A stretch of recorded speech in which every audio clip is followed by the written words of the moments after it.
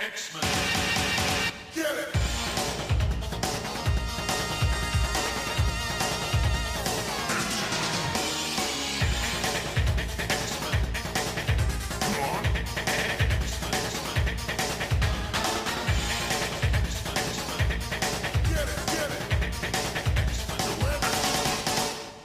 Hey everyone, and welcome to another exciting episode of Battle of the Atom.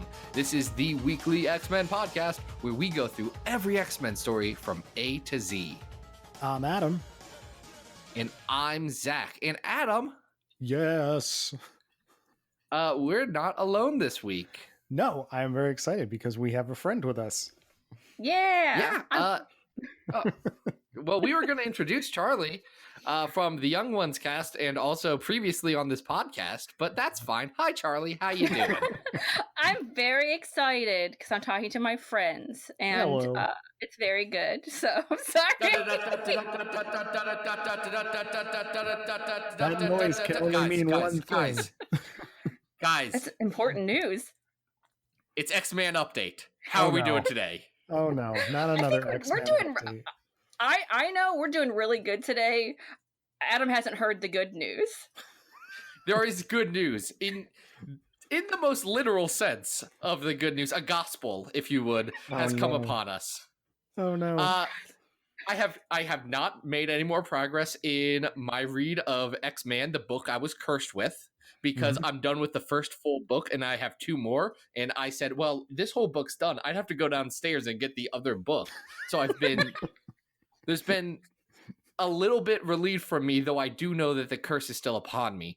But today, Marvel Comics put out their December solicits. Mm-hmm. And Adam has yet to see this. So you're getting a live feed. Tell me when I'm allowed Adam, to look. can you please click on the Twitter link and describe what you see? I'm so scared. It's good.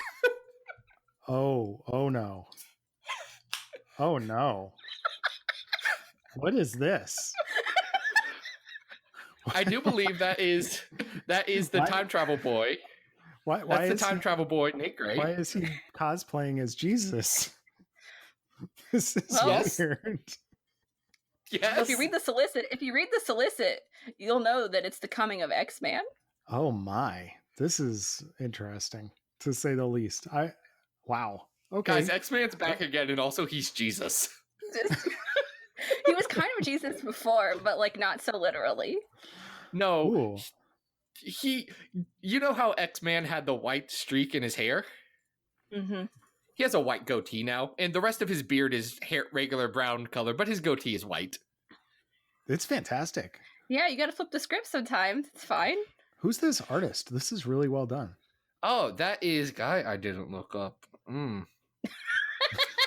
Hashtag art cred, everyone. Good job on me. Well, you weren't expecting Adam to spring that one on you. No, I mean, sorry. This is really nice. Yeah. It's very good. So I like the anyway, cannonball. X-Man's coming back, and that's just something we're dealing with now. But you know what else we're dealing with?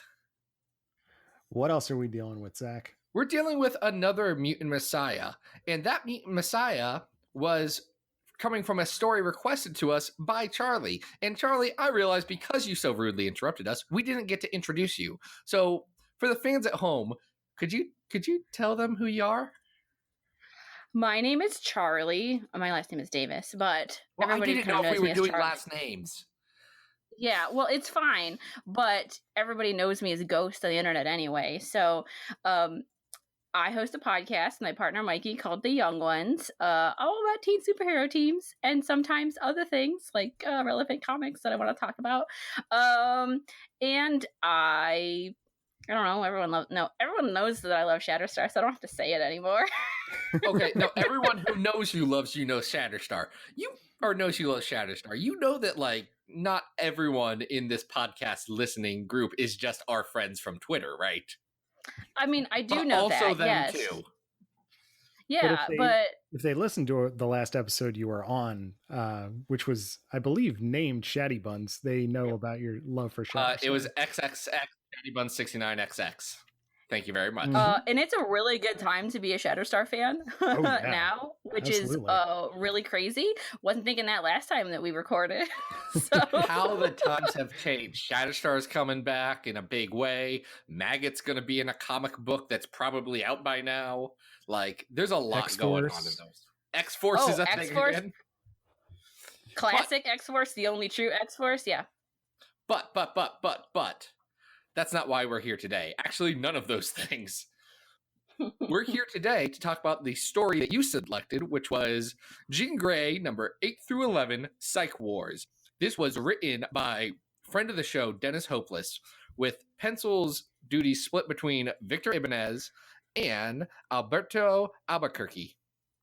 I think Albuquerque. Everyone has come to a point to know that I'm very bad at names, especially the last ones.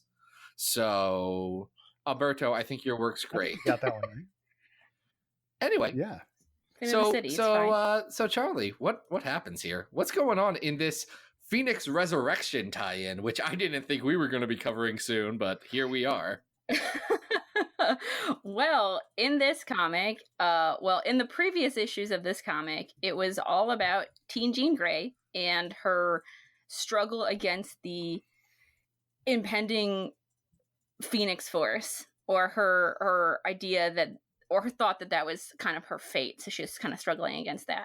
So up until this point, she was kind of going through like training with a lot of other like Marvel heroes, and I love all that stuff. But in this story, she and her ghost, the ghost of Jean Grey, Jean Grey. Let's be very clear. New X-Men style Jean Grey comes back as a ghost here. Yes. And they go into Emma Frost's mind to try and find a spark of the Phoenix, or adult Jean is kind of guiding teen Jean there to kind of maybe inoculate her for the fight that's coming. And a whole bunch of new X-Men wackiness happens. And yeah, they do Ryan and Xavier's, guys. And this ends very wow. Yeah, it kind of goes up all in a I don't know, ball of flames. Yeah, if you will, at the end. Because Jean tries to fight the Phoenix, and she thinks she's ready, and then Ghost Jean talks to the Phoenix for a second and realizes, oh no, she's not ready. And then Jean gets turned into a skeleton, and then has to transport her mind through different phases of the white hot room before she wakes up at the end of Phoenix Resurrection and said, man, that's a weird dream. And then Jean is alive and shows up and says, we need to talk, and they never did. Until X-Men Blue. Well, no, at the wedding. They were cute at the wedding, but that's not the point. Anyway, so this is a fun story. Adam, what are your thoughts about this this fun little X-Men story from recently? Well, I love the Jean Grey solo series. I loved the concept of it being kind of like a Marvel team-up book where Teen Jean gets to get mentored by all these different people in the Marvel universe. And one of the things I really liked about the book, and I think I talked about this a little bit when we talked to Dennis, was the idea that there's this psychic team that comes together, especially in this arc, which I think is awesome. So we get Jean to team back up with Hope, the Cuckoos, Quentin Quire, Emma, this ghost of herself from the Morrison era. I love it.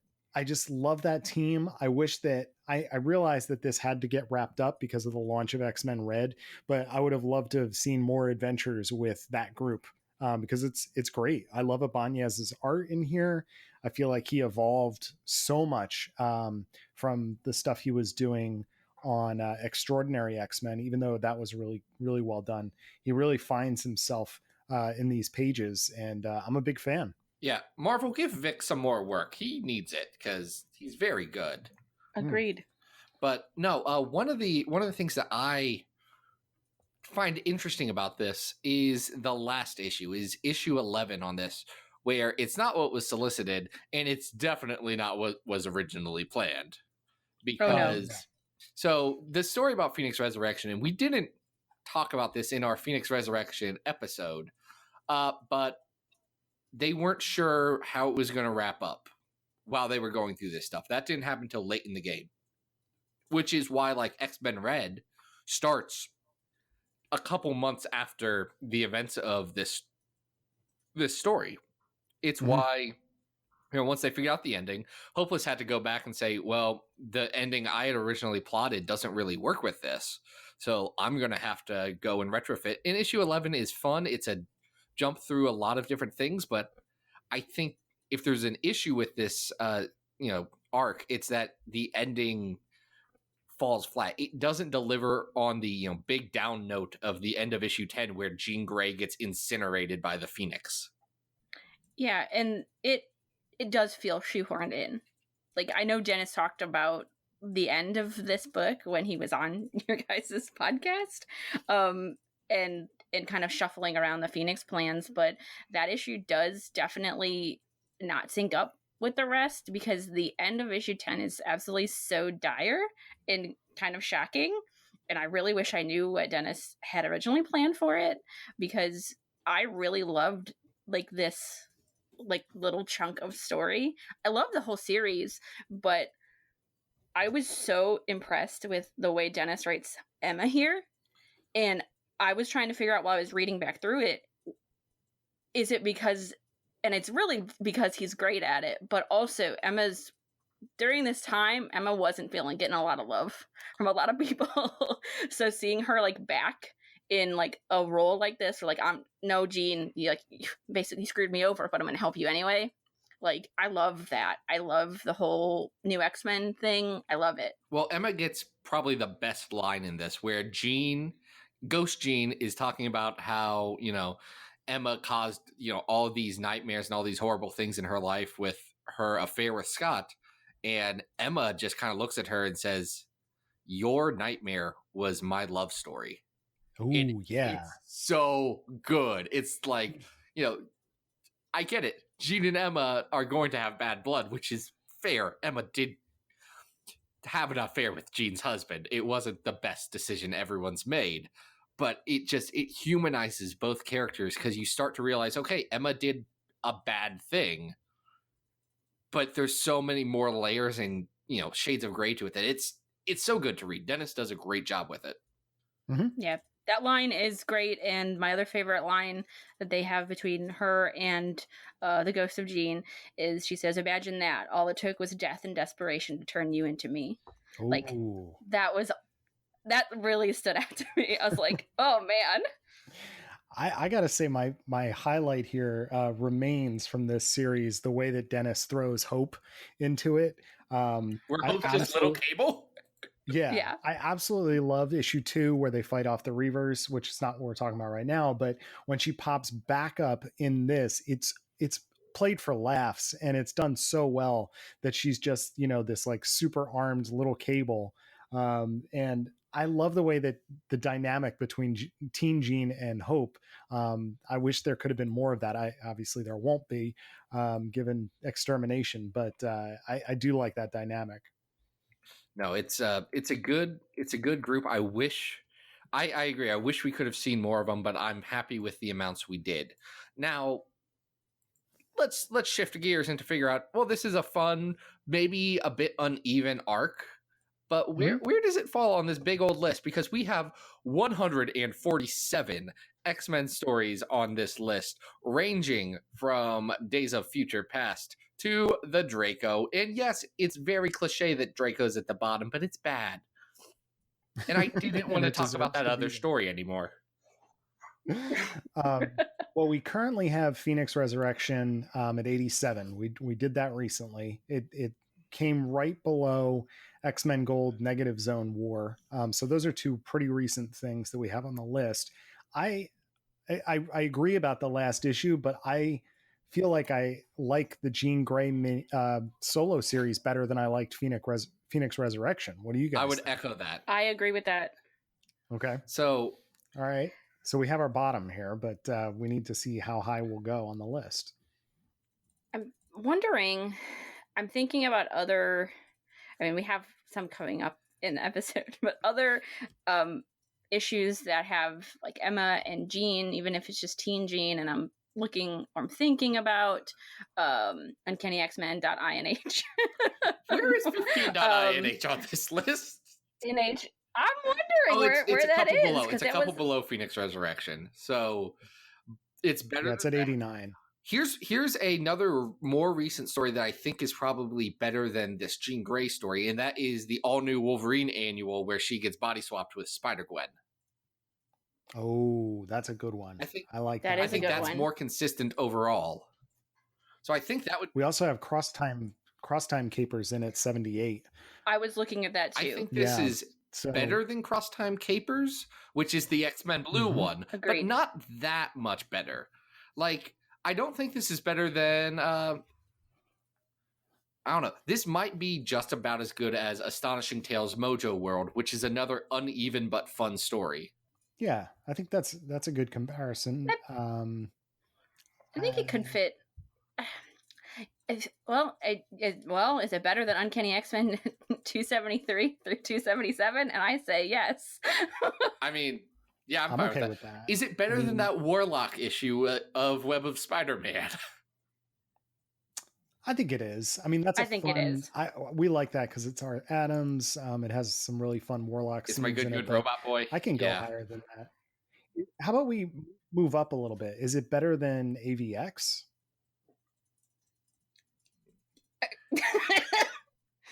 I want to say that it is not.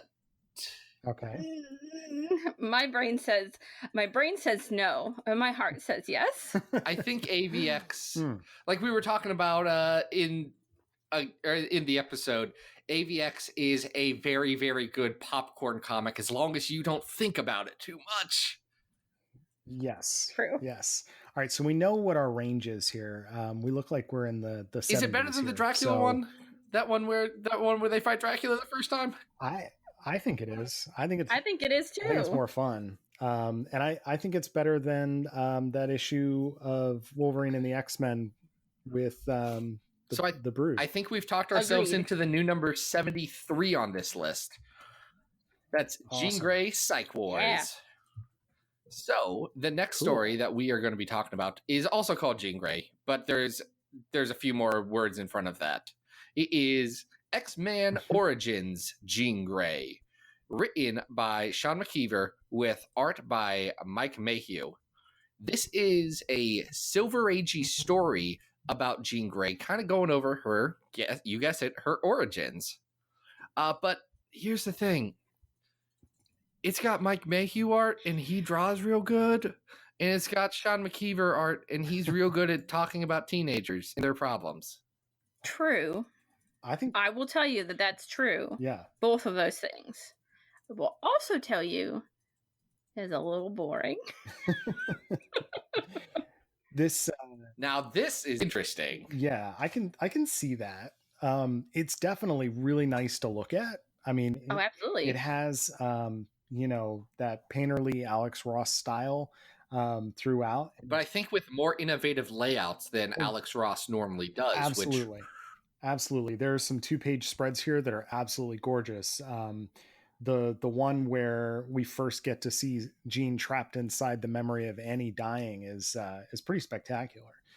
But I can see what you're saying, Charlie. I mean, he's clearly working directly from photo references. In some cases that serves him really well. And there are a couple of little spots where I'm not sure that it really serves the story as well. Mike Mayhew has when he's on, he's really on, and when he's off, he's really off. And there's been times where he's been really off for an entire comic. I think this just has a couple of weird panels more than anything that's really jarring. And it's got some very creepy Charles Xavier faces. Yes, it does have. Yeah, whoever he got to pose for Charles doesn't really match up with, I think, how we usually visualize him. He's got the eyebrows, but that adds to the terror in some aspects. It was really interesting reading this, having we just did the episode about the Phoenix and did End of Grays, and seeing Jean's mom kind of wrestle with the idea of sending her to the school, and do you really have to take her away after having just read how she curses Xavier for cursing their family and the death of everyone involved. It was interesting bookends. reading these two scenes back to back. It has a lot of emotional resonance. Like, absolutely, it does. It's just, I think I put this in a bad spot. I read it after I read our other two stories that I liked a whole lot more. And I think revisiting like a Silver Age story, like even if it's a good, like the content is good, it kind of doesn't compare to what we have now. So it's difficult to be like, this is good, but it's not as good as what I just read. I think part of the problem with this is it's got like 3 different phases to the story, but it's only a extra 8-page, like a 40-page story or something like that. So there's not it doesn't have a lot of space to do everything, because you try and get Xavier breaking Jean out of her shell, and then the first time she tries to go out into a big crowd, and then her being with the X-Men, and it's like 3 distinct acts that don't really feel all that connected to each other. And because of that, the story can get just a little bit slow. Yeah, I mean, I'm just looking at it right now. There's only 30 pages here, so they've got to do it pretty fast. I do think that Sean McKeever does some really good dialogue for Jean. And I think one of the things that works real well with the Mike Mayhew art is that he draws Jean like a young teenager. Yeah. She doesn't look like an adult that you're saying, oh, you're 15. No, she looks like she's a kid. And that really, really helps with the feeling that, hey, this is a Jean that doesn't know what she's doing. This is a young Jean who's still trying to figure out, how she's going to have all of these immense psychic powers and how she's going to deal with them. And I think that's to its advantage. Well, it also kind of reinforces how creepy it is that Charles not only takes her away to a school, which is, I guess understandable given the context of the story, but is immediately thrust into a child soldier role. Yeah. So it definitely makes that seem much stranger than it would if it's Stanley and Jack Kirby. The final scene, though, I think is a real highlight too, where she has to stop an out of control ambulance that's sliding down the street. And she gets everybody out of the way. I think it's really well done. It's very cinematic, and it showcases what Silver Age Jean can be. It's got a lot of moments that feel like you're stepping into a Norman Rockwell painting in a very good way, because it makes it get that Silver Age feel of, hey, this is classic, this is antiquated, this is an idealist kind of place. And then you have Jean trying to figure out, okay, what do I do with that now that I have to be a child soldier and now that I can read everyone's minds, and it's very bad.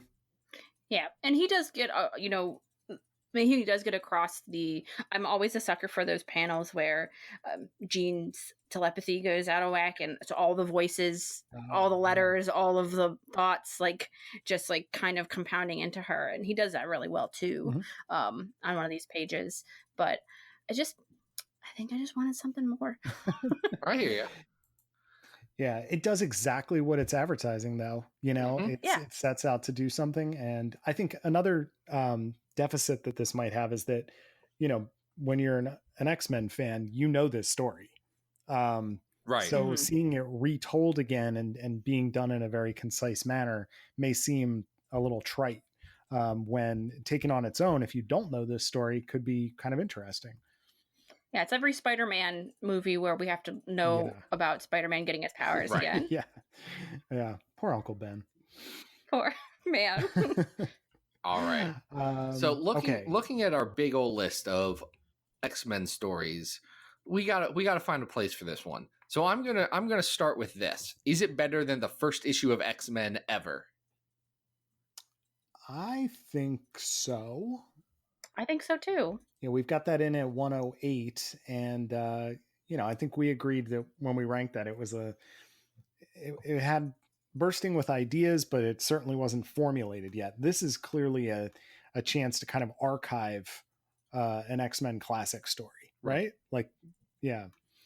So then let's see. Ooh, this will be important to Charlie. Charlie. Yeah. Yes. Is it better than number 100 on our list right now? X Factor 207 to 213 happenings in Vegas. This is a story that keeps haunting me, literally. The one where Richter might be someone's parent and isn't, and then they also go fight zombie demons in hell. Yeah. This has better art than that. It sure does. It sure as heck does.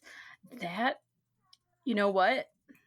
This doesn't give me nightmares. I mean, look, that's a good thing. So, I think on its merit, I'm just going to say that this is better than that. What I think the ceiling is, looking at this isn't better than that time that Spider-Man and the X-Men had to, stop Sauron and Stegron the Dinosaur Man from turning everyone into dinosaurs instead of curing cancer.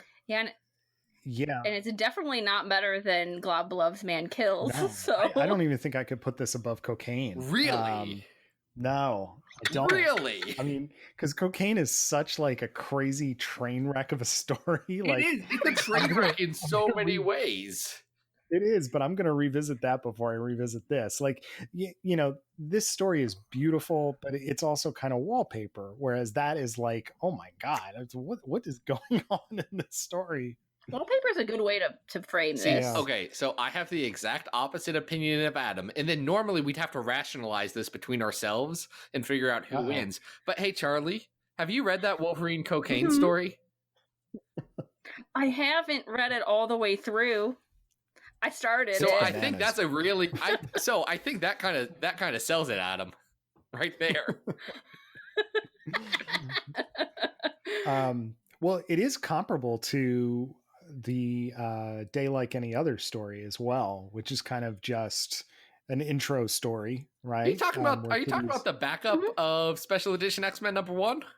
I am. One of the stories that we talked about on our podcast, and then immediately it showed up on Marvel Unlimited, which has happened a weird amount of times. Yeah.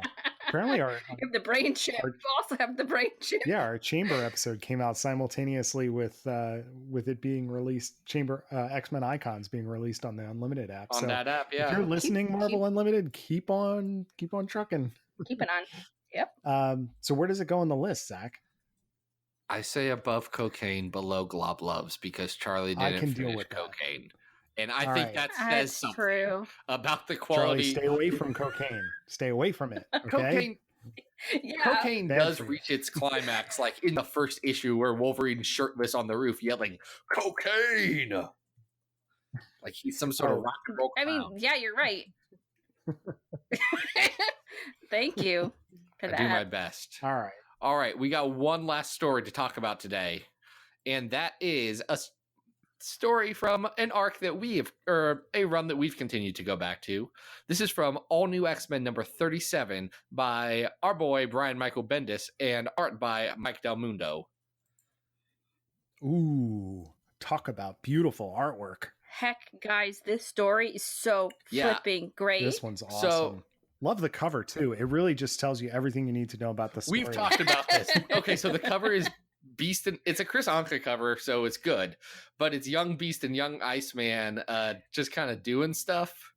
But the problem is, like we've discussed in, I think it was the Last Will and Testament episode, where the end of the Bendis run just kind of explodes.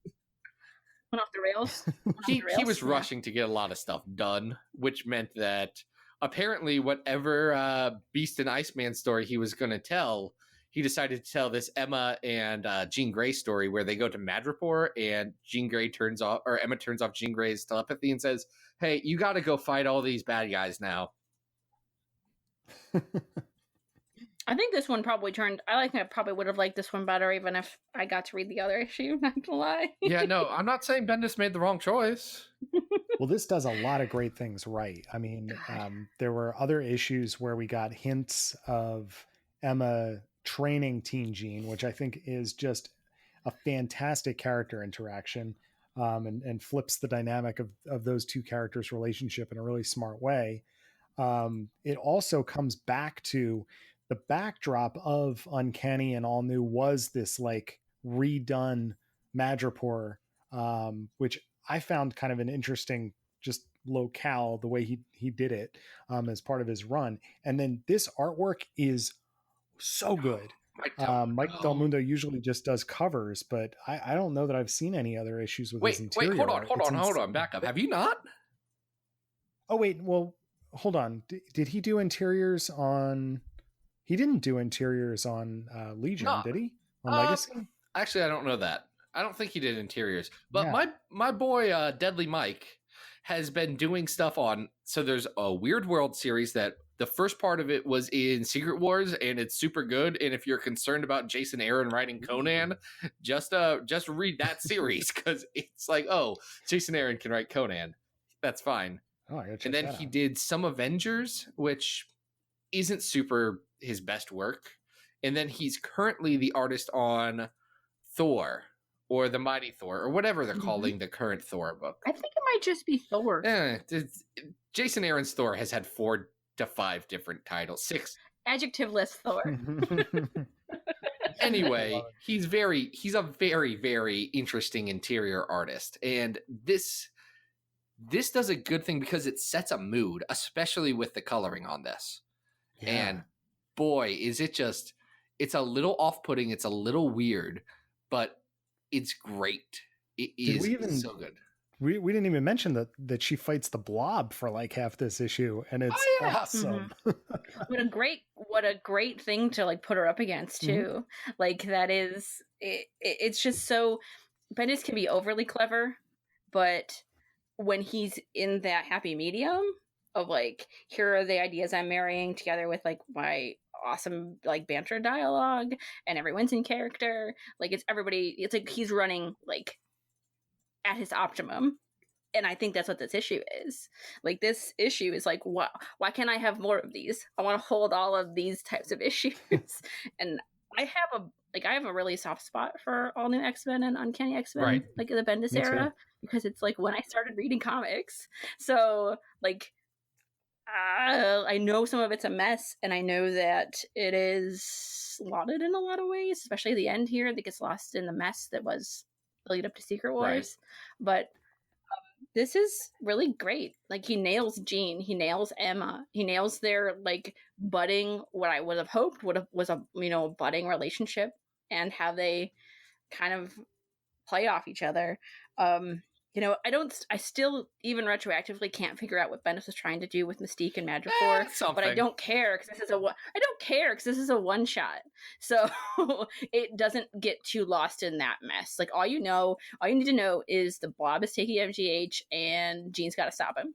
Yeah. Yep. And it's pretty darn epic. I mean, there are some amazing pages here where Mike goes right full bleed on like multiple pages, and the Blob is just flying around, bullets bouncing off of him, and you get a staggering sense of his size and his mass in relation to what Jean Grey is capable of doing, and it really works very, very well. Yeah, absolutely. Absolutely. It's a fun thing. And I mean, like, I really like this comic. It's good. The Emma's great in it. The Jean's great in it. This is a good one shot. Now, we have another one shot from this very specific era where Bendis was doing a handful of one shots before his run wrapped up. And that is Uncanny X-Men 35, that Gold Balls issue, which is about Gold Balls. How does this stack up? That's at number 83 on the list right now. 83. Okay. This one's got more meat to it. It does. No, I think this is much better than that. Is it better than the highest ranked Bendis X-Men story on our list right now, The Last Will and Testament of Charles Xavier? That was kind of a nothing story. Yeah, I think when we went back through that, we agreed that it was good and we enjoyed it. It was a little bit long. It had some cool stuff in it, but like ultimately it cancels itself out. Didn't do anything. Why did we put the Gold Ball story below that? I'm sure we had a reason at the time. Yeah. I mean, it does have some amazing art in it. And I really, I don't know. We spoke highly of parts of Last Will and Testament. It's got Bachelot and Anka, so that's a good 1-2 punch. Doing good stuff. Doing good stuff. All right, so we're saying it's better than Last Will. Is it better than the Christmas story where they team up with Santa Claus? I'd say yes. I like it better. Yeah. Is it better than the time where Magneto fought Red Skull and murder killed him? Oh, that got Nazi punching. Yes, though. this is better. Ooh. The art's better. Yeah. Better Yeah, characterization of both Emma and Jean, and it almost serves as a template for what Hopeless does with Teen Jean Mini. This is true. You know? Yeah, it's kind of the previous iteration of that. All right. Is it better than the time that Rachel fought Galactus? Oh, we just jumped up to 51. I mean, that's only 10 spots. Yeah. Oh boy, I'm trying not to let my nostalgia like muddy the waters here. Because that is Rachel as a Phoenix fighting Galactus is epic. This is a quiet story, but it's packs a lot of punch if you know where both of these characters are coming from. God, this is hard. What I don't think, and I bet Mr. Bishenjubes himself is going to back me up on this one. I don't think it breaks our top 50 because right there is Uncanny X-Men 244 Ladies Night, where Jubilee shows up and all the girls go to a mall. And nope. That's true. 5 X-Women is better than 2 X-Women. Just that's well, and agreed. And any listener of this podcast cringes anytime we put things ahead of Inferno. Because we don't like Inferno as much as other people. I think this is oddly comparable to Gifts, though. The X Factor 27. Yeah, where everyone has Christmas. Okay. Mm-hmm. Yeah, great Simonson pairing. I love that issue. I think I might like that one a little bit better. I think so too. How about Life Lessons, Zach? This is probably better than Life Lessons, which is a very good story. Yeah, that one's a good one. I think that's a good place for it on the list, though. Charlie, have you read that that comic that they only gave out in burn hospitals? That wasn't funny. That wasn't a joke. You're a horrible. No, the way you said it made me laugh. I shut up. But anyway, I did not. But I heard you talk very, very highly of it. Yeah, it's got that good Jean-Paul Leon art. So yeah, I think this is our new 55 now. Okay.